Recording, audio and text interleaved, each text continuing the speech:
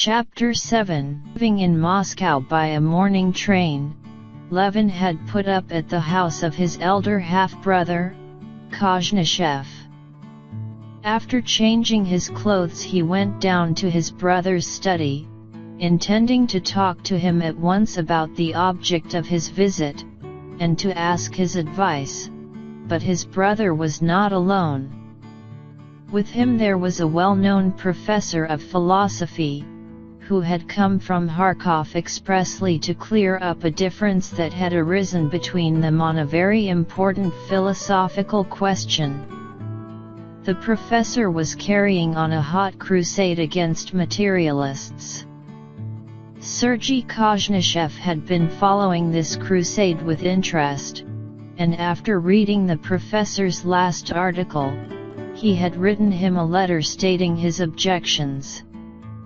He accused the professor of making too great concessions to the materialists. And the professor had promptly appeared to argue the matter out. The point in discussion was the question then in vogue: is there a line to be drawn between psychological and physiological phenomena in man? And if so, where?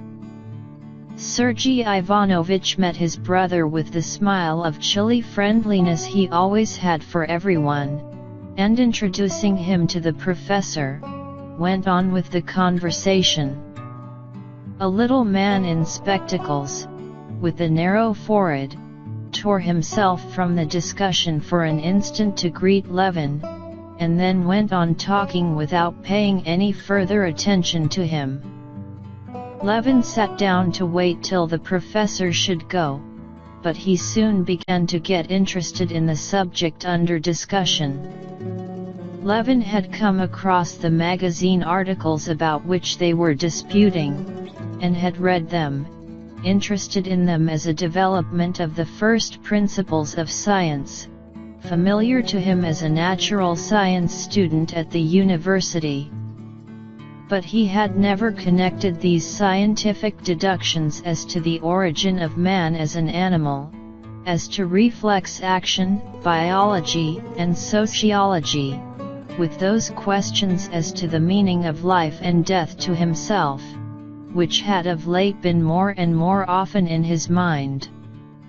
As he listened to his brother's argument with the professor, he noticed that they connected these scientific questions with those spiritual problems, that at times they almost touched on the latter, but every time they were close upon what seemed to him the chief point, they promptly beat a hasty retreat, and plunged again into a sea of subtle distinctions, reservations, quotations, allusions, and appeals to authorities, and it was with difficulty that he understood what they were talking about.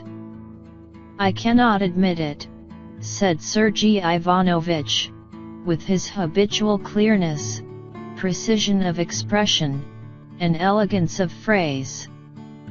"I cannot in any case agree with Kais that my whole conception of the external world has been derived from perceptions. The most fundamental idea, the idea of existence, has not been received by me through sensation. Indeed, there is no special sense organ for the transmission of such an idea." Yes, but they Wert and Nost and Pripasov would answer that your consciousness of existence is derived from the conjunction of all your sensations, that consciousness of existence is the result of your sensations. Wert, indeed, says plainly that, assuming there are no sensations, it follows that there is no idea of existence. I maintain the contrary, began Sergei Ivanovich. But here it seemed to Levin that just as they were close upon the real point of the matter, they were again retreating, and he made up his mind to put a question to the professor. According to that, if my senses are annihilated, if my body is dead, I can have no existence of any sort, he queried. The professor, in annoyance, and, as it were, mental suffering at the interruption, looked round at the strange inquirer, more like a bargeman than a philosopher, and turned his eyes upon Sergei Ivanovich, as though to ask, "What's one to say to him?" But Sergei Ivanovich, who had been talking with far less heat and one-sidedness than the professor, and who had sufficient breadth of mind to answer the professor, and at the same time to comprehend the simple and natural point of view from which the question was put, smiled, and said, "That question we have no right to answer as yet. We have not the requisite data," chimed in the professor, and he went back to his argument. "No," he said, "I would point out the fact that if, as Pripasov directly asserts, perception is based on sensation, then we are bound to distinguish sharply between these two conceptions." Levin listened no more, and simply waited for the professor to go.